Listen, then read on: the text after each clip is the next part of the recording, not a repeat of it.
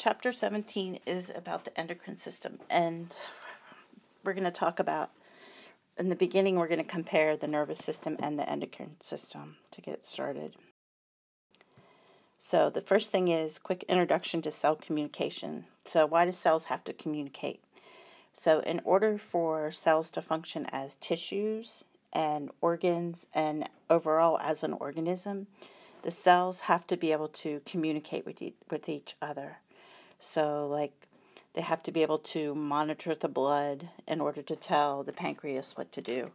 So cell communication is done in two places. It's done on with the nervous system, and it's done with the endocrine system. Okay, so mechanisms of cell communication. So the first one I have is neurotransmitters. So neurotransmitters are fast acting, so they're going to usually travel down through a neuron, and they're going to work really fast. And we'll talk about neurotransmitters when we get to chapter 12.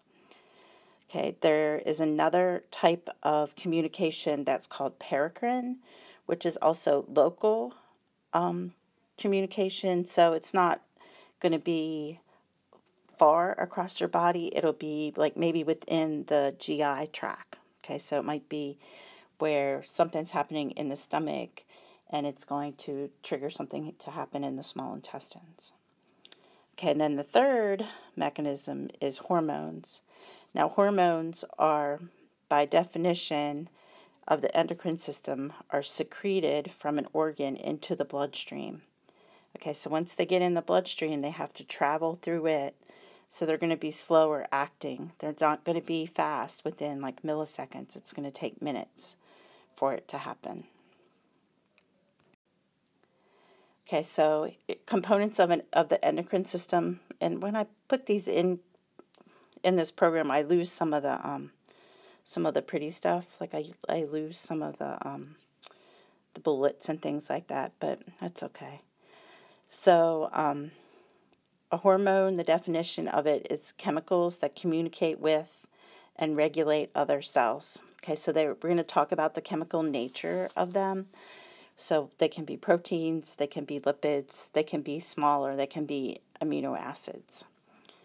Okay, so the hormone is going to be released from an organ, and it's going to travel in the blood, and it's going to go to a target cell. A target cell has to have a receptor. Okay, so the hormone will bind to that receptor. If you don't have the receptor, the hormone won't work on that cell. Okay, now endocrine glands, so they have a connective tissue framework. So they have a kind of maybe like reticular framework, and they have, well, not really reticular, but they have connective tissue holding them together. And then there's going to be epithelial tissue within them that will release the hormones. And this should say secrete the hormones. Okay, now in your body, we talk about endocrine glands. So if there's an organ that only does endocrine, it's considered an endocrine organ or endocrine gland. If the organ does more than the endocrine system, then it's not considered an endocrine gland, but it could have endocrine function. So like the heart releases a hormone, but its main function, right, is to pump the blood. Okay, so here's this little picture supposed to show like a system. So here's blood. Okay, so blood's going to always be important. Here are endocrine cells, and they're releasing the little blue dots, which are the hormones. The hormones will travel in the blood, and they'll go to the target cells, and the target cells have to have a receptor in order to respond to the hormone. So receptors are key. If the receptors are broken, nothing's going to happen. You're going to be in trouble. Okay, so I have made a little table to compare and contrast the endocrine versus the exocrine system.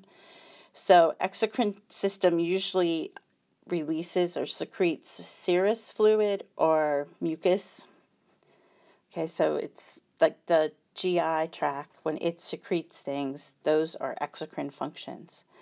Those fluids will then go into ducts, okay, and then they'll have an effect on the cell that's extracellular. So the GI tract is a good example of something that has exocrine function. Okay, endocrine, we're going to always release hormones, okay, and they're going to get dumped into the bloodstream, and then they're going to bind to a receptor on the cell, and they'll cause some sort of physiological change within the cell. So you can see the differences between the two. So usually we have endocrine or exocrine glands, so that's why we're comparing those two, because they're glands. If we go back, okay, so now we want to compare the nervous system and the endocrine system. So here, this is a neuron. This picture is a neuron. So information will travel. This is the cell body of the neuron, so that's the nucleus. The information will travel down the neuron, okay, and then at the end there are axons, okay, and from there the neurotransmitter will be released, and it can bind to one of three types of tissue, which we'll talk about. So neurotransmitter. So the information, the message is going to travel really fast down the neuron, okay, like milliseconds down the neuron, and then the chemical, the neurotransmitter, is released, and it'll have the effect on the cell. Okay, the endocrine it's going to involve the blood, okay, so it's going to take longer.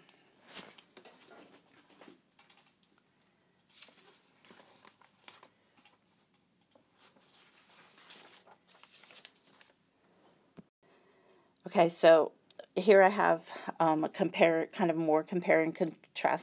contrasting the control systems in the body. So the differences, they have different means of communication. So we have neurotransmitters versus hormones. Okay, speed and duration. So neurotransmitters are going to be fast, and the nervous system response is not going to last very long. Or hormones, it gets dumped into the blood, so it'll be slow. It'll be slow, and it'll last longer time. Adaptation to long-term stimuli. The nervous system adapts faster, and then it also is going to vary on cells it can control, and we'll talk about that in a second. Okay, similarities. So some chemicals can function as hormones and neurotransmitters. Some neurons can secrete hormones. Both of them can affect the same target cell as long as they have a receptor, and the systems work really closely together and regulate each other. So you can't just function with the endocrine system, you need a nervous system too. Okay, so here I filled in this table. So connection to cell, and this is also in your book, it's on table 17.1 in the third edition of the book. Okay, so connection to cells. So blood is the endocrine, where with the nervous system, it's going to be an axon. Okay, so the neuron is going to connect the two. So it's more like you have a direct line to the tissue that you're trying to stimulate. Okay, the molecule released, a hormone is endocrine, neurotransmitters are nervous. Okay, now the endocrine system can control anything that has the receptor. Okay, so any kind of cell that has the receptor. Where the nervous system, it only controls neurons, muscles, and glands. That's it. Three things. It can control other neurons, it can control your muscles, or it can control glands. Okay, so it takes a while to get it going. Okay, so minutes. Okay, and the effects can last hours, minutes to hours. Whereas the nervous system is really fast, and the duration, it doesn't last a long time. It's quick. Okay, so seconds, milliseconds, less than a second. Okay, now I want you guys to look at the book. So this is a big picture of endocrine glands and the organs that have endocrine tissue. So I want you to be able to identify these. So if I say describe, what are two glands that would be found in your neck? You could get thyroid and parathyroid. So those pictures are in your book. I'm not going to sit here and label all of that. You guys can look at that and learn that. I think most of it you probably already know, you're familiar with. Okay, now, what does the endocrine system control? Okay, so it can control the chemicals that are in your blood. Okay, so it can control like glucose, sodium. Okay, it can control blood pressure.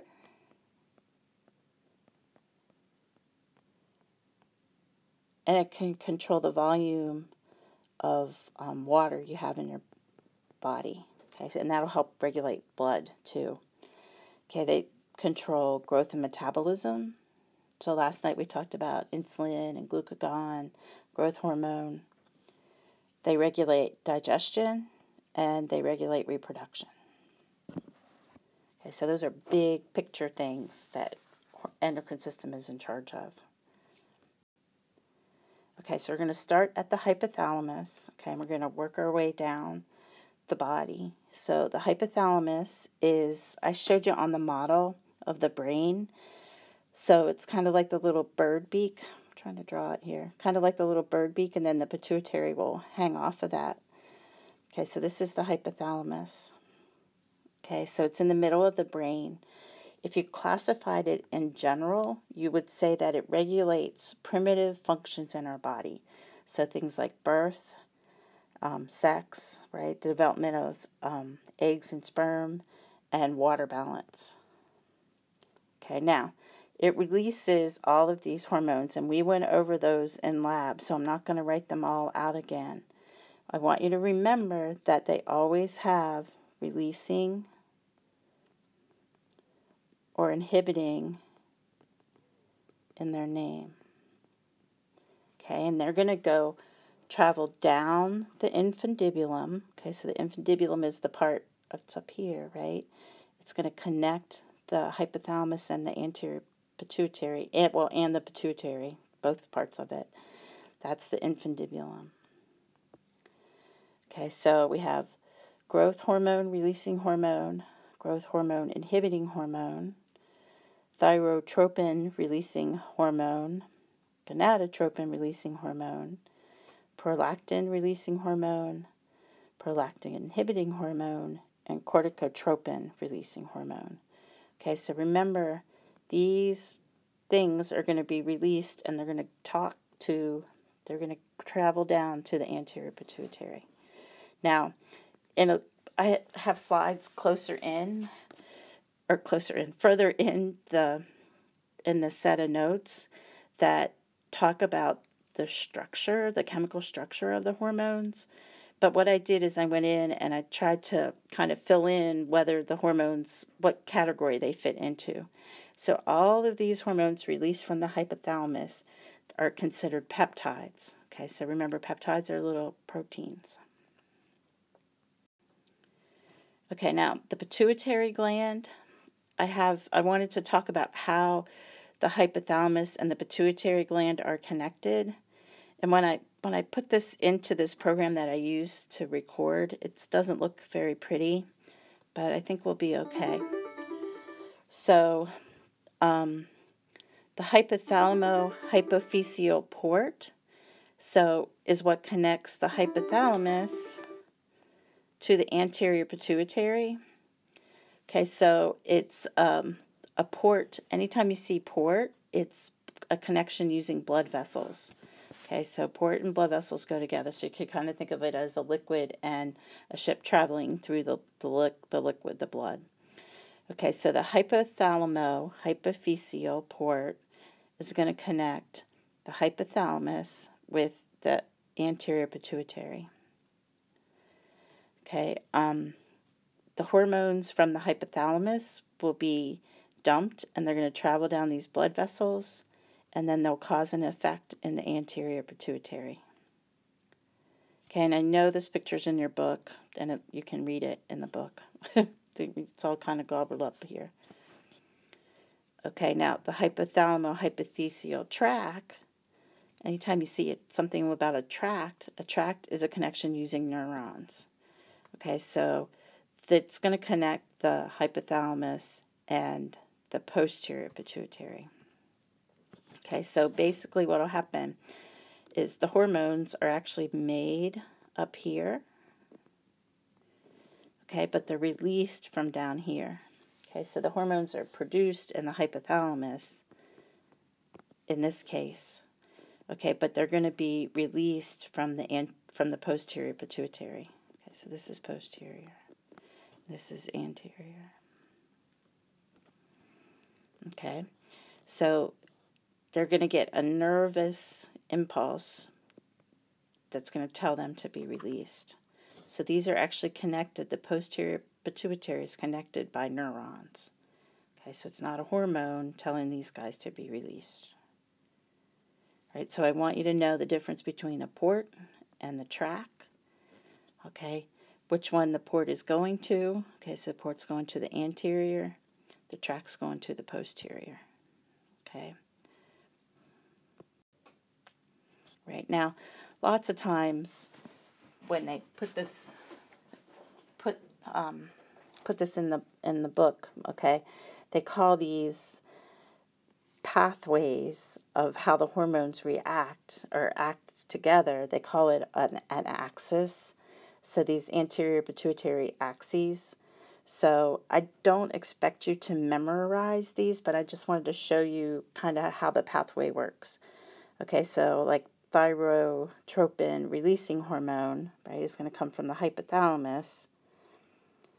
Okay, and it's going to go to the anterior pituitary, and then the anterior pituitary is going to release thyroid stimulating hormone. Okay, and that's going to go to the thyroid, and then the thyroid will release the thyroid hormones. So it's just these axes are these like pathways from how the hormones are released. You don't have to, I want you to understand them, but you don't have to memorize the names. I mean, the names make sense, I hope. So hypothalamic, pituitary, thyroid axis, right? So it's going from the hypothalamus to the pituitary to the thyroid. But you don't have to memorize these names. Okay, now, it's all messed up. Okay, so anterior pituitary hormone. So remember in lab we said use TP flag as the acronym to remember the anterior pituitary hormones. Okay, so you need to know them. You need to know what's coming from your anterior pituitary. Okay, so they're all peptides. Okay, so if we start at the beginning, follicle, and we went over these in lab, so I'm going to do it kind of fast. Okay, so follicle stimulating hormone is FSH. The two target organs are going to be the ovaries or the testes. Okay, so it gets dumped from the pituitary into the blood, and then it travels to the ovaries and the testes, and that's where the receptors are. It'll stimulate follicle production in the ovaries, and it'll stimulate sperm production in testes. Okay, luteinizing hormone is LH. Okay, so the target organs for it are going to be, in females, it's going to be the ovaries, and in the males, it'll be the testes again. I didn't write it clearly. Okay, so in females, it's going to cause ovulation, and ovulation will trigger estrogen and progesterone secretion, and you'll learn that when you get to reproduction. Okay, sperm production, and then that will also trigger testosterone secretion. Okay, so TSH is thyroid stimulating hormone. The target organ is the thyroid gland, which then releases thyroid hormone. Okay, if we keep going, adrenocorticotropic hormone. So the target organ is going to be the adrenal cortex. Okay, so if you remember, here's the kidneys. Okay, and the adrenal glands sit on top of the kidneys. Okay, and I have a slide I'll show you. So the adrenal cortex is the middle of it, or not the middle of it. Adrenal cortex is the outside of it. Sorry, I'm thinking ahead. Okay, so adrenal cortex is going to release cortisol, and it releases it in response to stress. So this is one that you're going to need to know in detail. Okay, prolactin, target organ in the female is the mammary gland, so it increases milk synthesis. They know it's released in the male, but they're not really sure what it does. They think it makes the males more sensitive to luteinizing hormone, and that will actually increase testosterone. Okay, growth hormone, we went over in lab. This is one of the 5 you need to know. Okay, posterior pituitary hormone actions, I touched on these in lab. These are also peptides. So antidiuretic hormone, it's going to go into the kidneys, and it'll actually cause you to retain water, and it'll also cause the blood vessels to constrict. Okay, oxytocin is interesting because they actually can synthesize it, and some people have oxytocin parties where they release it. They have it as a spray. So in females, what it does is it increases contractions of the uterus during labor, and it'll stimulate milk letdown. In males, it's believed to cause emotional bonding. Okay, now compare anterior and posterior pituitary. Okay, so the structure, the posterior, right, it's more towards the back, right, and it's going to be connected with neurons. Okay, so it's controlled by the nervous system, where the anterior is more towards the front, right, and it's going to be regulated by hormones. So with the posterior pituitary, the hormones are actually produced in the hypothalamus. Okay, and then when they get the neural stimulation, okay, the posterior pituitary will release the hormones. Okay, the anterior pituitary hormones are coming from the hypothalamus, right, and they're going to the anterior pituitary where they're made, and then the hormones are what's going to cause them to be released. Okay, so this one's going to act faster than this one. This one will be slower. Okay, now this is a review of what we covered in lab. So here's the hormone from the hypothalamus that controls what's going on in the anterior pituitary. Okay, so thyrotropic releasing hormone will trigger the release of thyroid stimulating hormone. Prolactin releasing and prolactin inhibiting are going to control the release of prolactin. Okay, gonadotropic releasing will control the release of both follicle stimulating and luteinizing. Corticotropic releasing is going to regulate adrenocorticotropic hormone, which we always abbreviate that one ACTH. It's a little easier.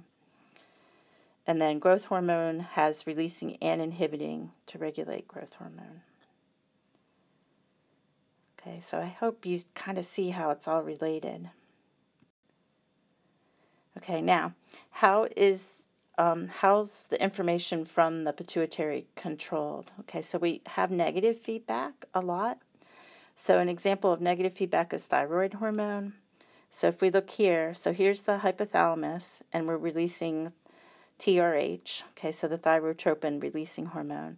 Okay, it goes to the anterior pituitary, and we release TSH. Whoops, wait a minute, what did I do?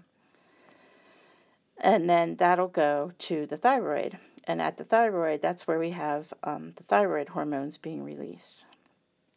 Okay.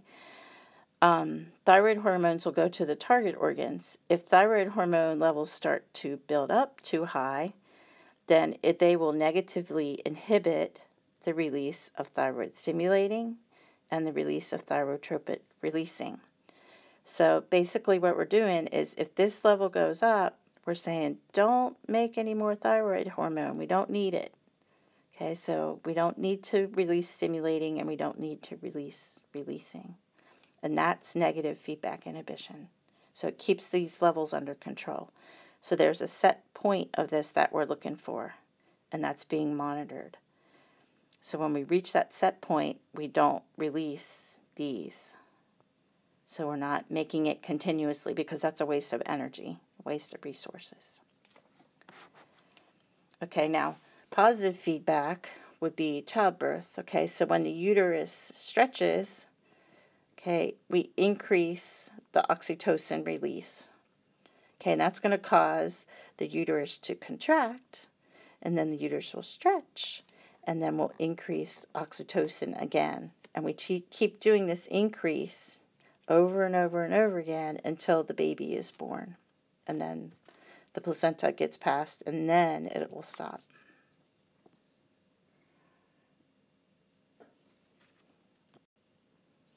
Okay, now the pineal gland, this is not a very good picture, but the pineal gland, so here's pituitary.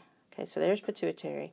Back here, towards the posterior of the brain, is the pineal gland. And I'll show you next week. Okay, the pineal gland is at its highest secretion when you're little. Okay, and as you get older, it gets smaller and doesn't secrete. What it secretes is it secretes melatonin by night and serotonin by day. Okay, both of those hormones are considered monoamines. Okay, the thymus is another one that gets smaller as we age. So it's in your chest, so it's kind of right above your heart. So this is the thymus. It's easier to see in the pig than it is in the cat. Okay, it'd be hard to see it in one of us, being all grown up. Okay, so what it releases is it releases thymopoietin and thymosins. And what that does is it regulates the production of T lymphocytes. T lymphocytes are really important in our immune system, so they're white blood cells. Okay, the thyroid gland, so here's what it looks like. I don't have too much on here about what it does because we went over it in lab. But the thyroid gland, so here's the larynx. Okay, so there's your larynx. Okay, and then right below it, that's where we're going to have the thyroid. Okay, kind of, they say it's shaped like a butterfly. Okay, so it releases thyroid hormones. So thyroid hormones, they're called T3 and T4, and I have more on another slide about it. And it also releases calcitonin. So calca, if you see anything for calca right now, I just want you to know it regulates blood calcium. Both of these are monoamines. Okay, parathyroid glands are on the posterior of the thyroid. Okay, so here, here, and here. Okay, they release parathyroid hormone. They are going to they're going to deal with the calcium in your blood, calcium levels of your blood. Okay, so parathyroid hormone, I just copied and pasted this. It's peptide too.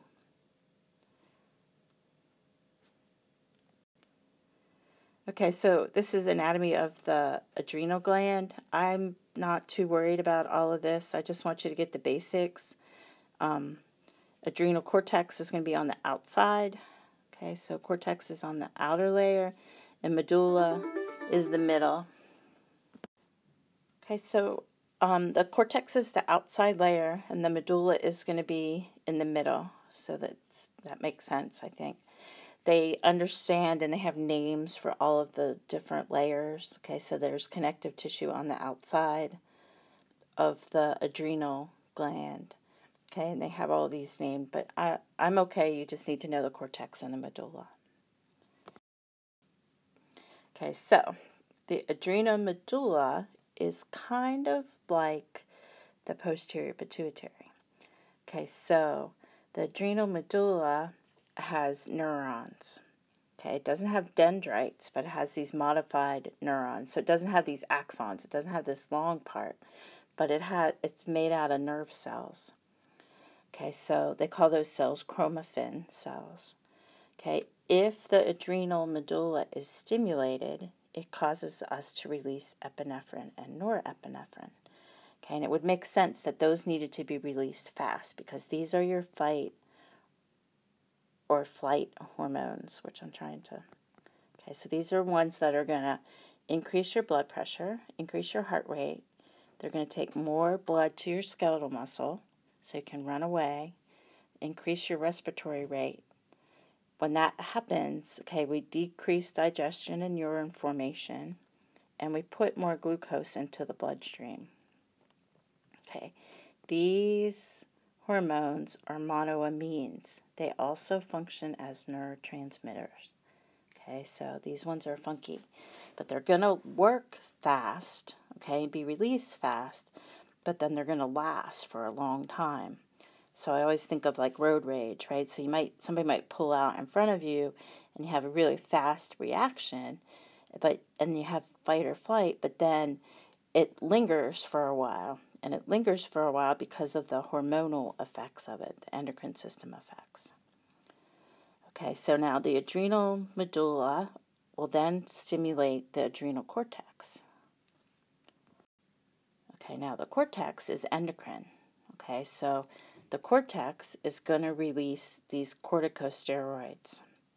Okay, so corticosteroids are things like, and I'm not too worried that you know these specific names, these mineral corticoids and glucocorticoids.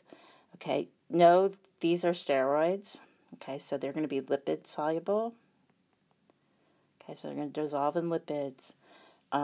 Aldosterone is one. Cortisol is the other one. Aldosterone will help with water balance. We'll talk about it when we do cardiovascular and the urinary system. Cortisol is the stress hormone. This is one that you need to know. It's one of those 5. Okay, the adrenal cortex also releases some sex hormones, some androgens.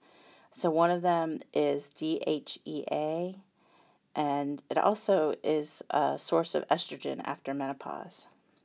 Okay, so it's got a little bit of sex hormones in there, not a lot. Okay, the pancreas. So here's a picture of the pancreas. If you remember from the dissection, they look like, to me, it looks like chewed up gum, and it's shaped like a leaf. Here's how it attaches, and you'll learn that in the digestive tract. Digestive system. Okay, 2 kinds of cells, alpha cells and beta cells. Okay. So it dumps digestive enzymes into these ducts, and then they will dump into the small intestines. Okay, so that's exocrine function. All right, now pancreas. So the pancreas has exocrine function, so it dumps digestive enzymes into ducts.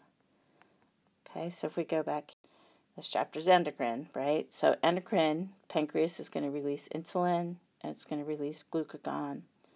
It also releases somatostatin. Somatostatin is released when blood glucose goes up, and it's going to help regulate alpha and beta cell secretion. All of those hormones are peptides. This is supposed to show you, okay, so here's alpha and beta, and then out here, this is exocrine. Okay, now, just 2 terms. Okay, so if something is a hyperglycemic hormone, okay, we're talking about sugar, right? So hyperglycemic hormones are going to raise blood glucose. So examples of those are glucagon, epinephrine, norepinephrine, cortisol, and corticosterone. Okay, so they're going to increase your blood glucose, so you can so you have energy, get away from the bear. Okay, hypoglycemic hormones are going to lower your blood glucose, and the only one of those is insulin. So most things are trying to increase your blood glucose. Okay, gonads, ovaries and testes are endocrine and exocrine. Okay, so they're exocrine because they release eggs and sperm. So that kind of makes sense, right? They're dumped into ducts. Endocrines, they release steroids, so they're listed down here. So ovarian hormones are estradiol or estrogen, progesterone, and inhibin. Testicular hormones, so ones coming from the testes, are testosterone. There's some other androgens in there, a little bit of estrogen, and then inhibin. Okay, we'll talk about these. This is like the last chapter you cover in the 2nd semester of anatomy. Okay, now other organs, what do they have? And I went over these quickly in lab, and these are the ones you're going to have memorized for the lab test next week. Okay, so heart has ANF, right, which is atrial natriuretic factor. Sometimes they call it peptide. It's going to regulate sodium. It'll regulate water balance. Okay, your skin is vitamin D3. Okay, and that's to make calcitriol, so it has to do with calcium. Liver has erythropoietin, which regulates red blood cell production, somatomedin, and then angiotensinogen, which is a precursor to angiotensin. You talk about that in the blood pressure chapter. Okay, so it is a vasoconstrictor. Okay, other organs, kidneys, so calcitriol, EPO. So most of the EPO actually comes from the kidneys. And then there's a bunch of hormones that communicate and organize how the stomach and the intestines work. We talk about those in detail in the GI chapter.